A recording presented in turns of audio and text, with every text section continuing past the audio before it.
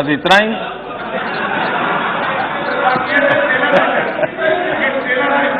मोदी जी बाकी है ना।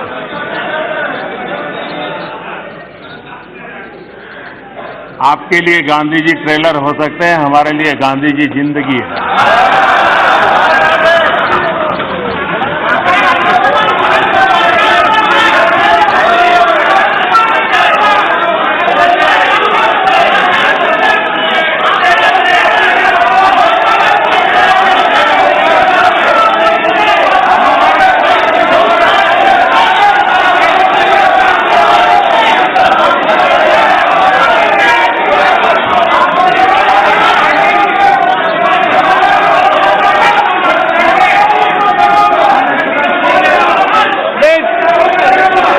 No, please, manager, गोगल जी, please, no, manager, चलो,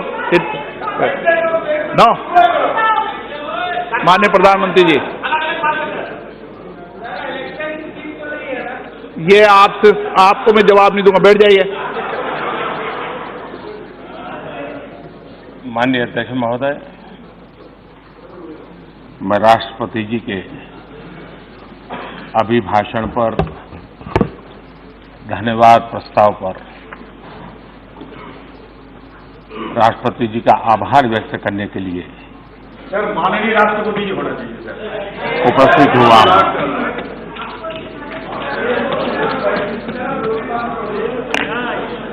माननीय राष्ट्रपति जी ने न्यू इंडिया का विजन अपने अभिभाषण में प्रस्तुत किया है। 21वीं सदी के तीसरे दशक का माननीय राष्ट्रपति जी का ये वक्तव्य इस दशक के लिए हम सबको दिशा देने वाला, प्रेरणा देने वाला और देश के कोटि कोटि जनों में विश्वास पैदा करने वाला ये अभिभाषण है।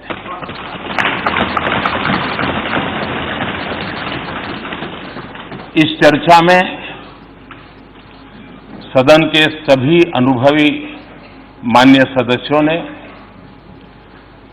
बहुत ही अच्छे ढंग से अपनी अपनी बातें प्रस्तुत की हैं, अपने अपने विचार रखे हैं। चर्चा को समृद्ध करने का हर किसी ने अपने तरीके से प्रयास किया है। श्रीमान अधीर रंजन चौधरी जी, प्रोफेसर सौगत राय जी, डॉक्टर शशि थरूर जी, श्रीमान ओवैसी जी, दानिश अली जी, रामकृपाल यादव जी, पीपी चौधरी जी, पिनाकी मिश्रा जी, अखिलेश यादव जी, विनायक जी राउत, कई नाम हैं। मैं सबके नाम लूंगा तो समय शायद बहुत जाएगा, लेकिन मैं कहूंगा कि हर एक ने अपने अपने तरीके से अपने विचार प्रस्तुत किए हैं। लेकिन एक स्वर ये उठा है कि सरकार को इन सारे कामों की इतनी जल्दी क्या है, सब चीजें एक साथ क्यों कर रहे हैं, ऐसा भाव भी लोगों के बातों में से आता है। तो मैं शुरुआत में श्रीमान सर्वेश्वर दयाल सक्सेना जी की एक कविता को उद्धृत करना चाहूंगा, और वही शायद हमारे संस्कार भी हैं, हमारी सरकार का स्वभाव भी है, और उसी के कारण, उसी प्रेरणा के कारण हम लिख से हट करके तेज गति से आगे बढ़ने की दिशा में प्रयास कर रहे हैं। श्रीमान सर्वेश्वर दयाल जी ने अपनी एक कविता में लिखा है, लीक पर वो चले लीक पर वे चलें जिनके चरण दुर्बल और हारे हैं, जिनके चरण दुर्बल और हारे हैं। हमें तो जो हमारी यात्रा से बने, हमें तो जो हमारी यात्रा से बने ऐसे अनिर्मित पथ ही प्यारे हैं।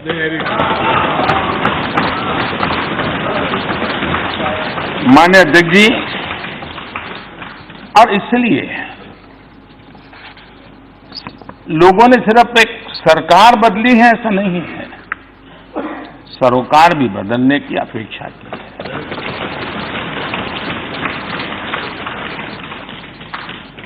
एक नई सोच के साथ काम करने की देश की इच्छा और अपेक्षा के कारण हमें यहां आकर के सेवा करने का अवसर मिला है। लेकिन अगर हम उसी तरीके से चलते जिस तरीके से आप लोग चलते थे, उसी रास्ते से चलते जिस रास्ते की आपको आदत हो गई थी, तो शायद 70 साल के बाद भी इस देश में से आर्टिकल 370 नहीं है। आप ही के तौर तरीके से चलते तो मुस्लिम बहनों को 3 तलाक की तलवार आज भी डराती रहती। अगर आप ही के रास्ते चलते तो नाबालिग से रेप के मामले में फांसी की सजा का कानून नहीं बना। अगर आप ही के सोच के साथ चलते तो राम जन्मभूमि आज भी विवादों में रहती। अगर आप ही की सोच होती, अगर आप ही की सोच होती तो करतारपुर साहब कॉरिडोर कभी नहीं बन पाता। अगर आप ही के तरीके होते, आप ही का रास्ता होता, तो भारत बांग्लादेश सीमा विवाद कभी नहीं सुलझता। माननीय अध्यक्ष जी,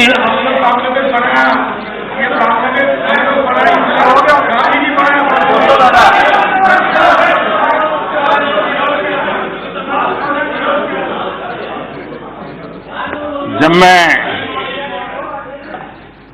माननीय अध्यक्ष जी को देखता हूं, सुनता हूं,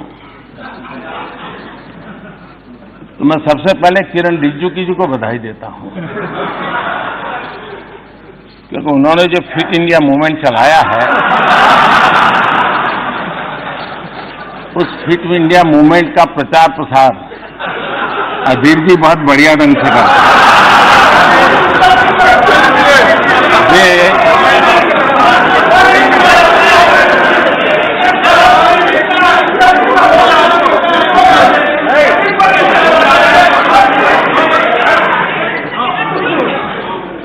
वे भाषण भी करते हैं और भाषण के साथ साथ जिम भी करते हैं।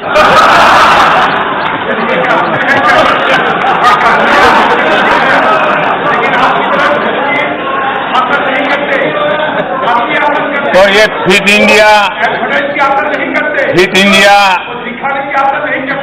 इंडिया को बल देने के लिए, उसका प्रचार प्रसार करने के लिए मैं माननीय सदस्य का धन्यवाद करता हूं।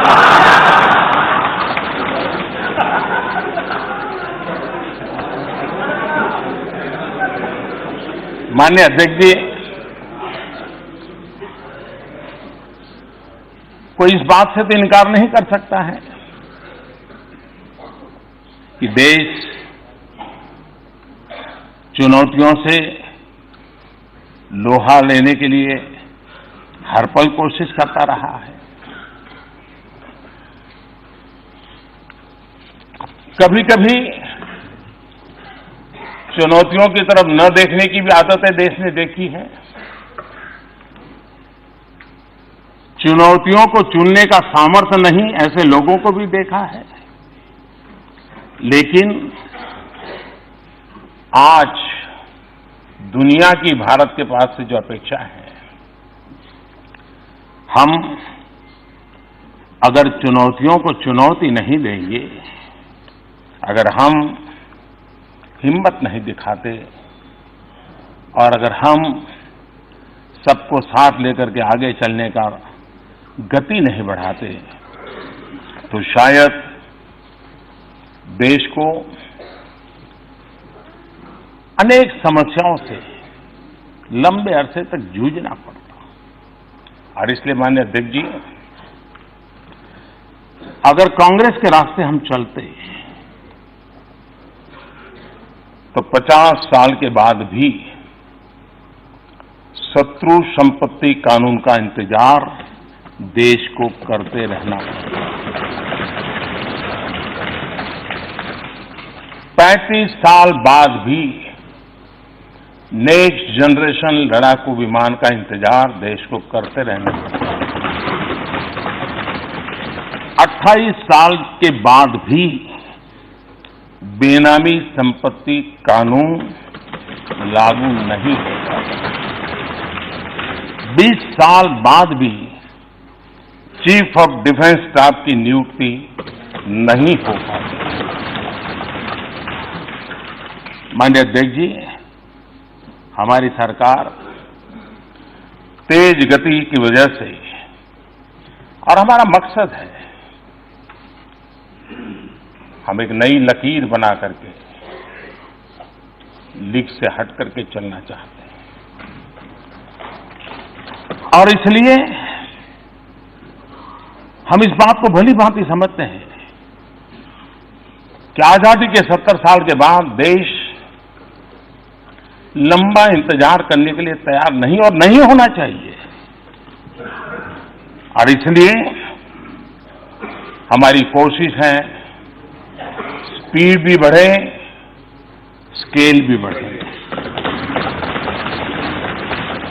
डिटर्मिनेशन भी हो और डिसिसिवनेस भी हो, सेंसिटिविटी भी हो और सॉल्यूशन भी होना चाहिए। हमने जिस तेज गति से काम किया है, उस तेज गति से काम का परिणाम है कि देश की जनता ने 5 साल में देखा और देखने के बाद उसी तेज गति से आगे बढ़ने के लिए थोड़ी अधिक ताकत के साथ हमें फिर से सेवा करने का मौका दिया। अगर ये तेज गति न होती तो 37 करोड़ लोगों के बैंक अकाउंट इतने कम समय में नहीं खुलते। अगर गति तेज न होती तो 11 करोड़ लोगों के घरों में शौचालय का काम पूरा नहीं होता। अगर तेज गति नहीं होती तो 13 करोड़ परिवारों में गैस का चूल्हा नहीं पहुंचता। अगर गति तेज न होती तो 2 करोड़ घर नए नहीं बनते गरीबों के लिए। अगर तेज गति नहीं होती तो लंबे अरसे से अटके हुए दिल्ली की 1700 से ज्यादा अवैध कॉलोनियां, 40 लाख से अधिक लोगों की जिंदगी जो अधर में लटकी हुई थी, वो काम पूरा नहीं होता। आज उन्हें उनका अपने घर का हक भी मिल गया है। माननीय अध्यक्ष जी, यहां पर नॉर्थ ईस्ट की भी चर्चा हुई है।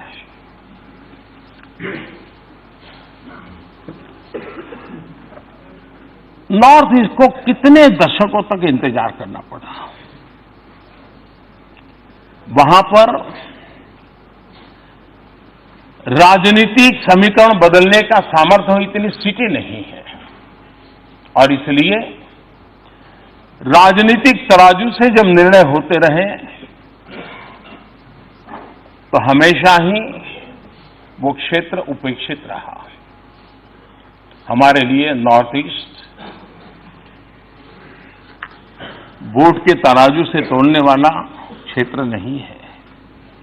भारत की एकता और अखंडितता के साथ दूर दराज क्षेत्रों में बैठे हुए भारत के नागरिकों के लिए और उनके सामर्थ्य का भारत के विकास के लिए उपयुक्त उपयोग हो, शक्ति उनकी काम आए, देश को आगे बढ़ाने में काम आए, इस श्रद्धा के साथ वहां के एक एक नागरिक के प्रति अपार विश्वास के साथ आगे बढ़ने का हमारा प्रयास रहा है।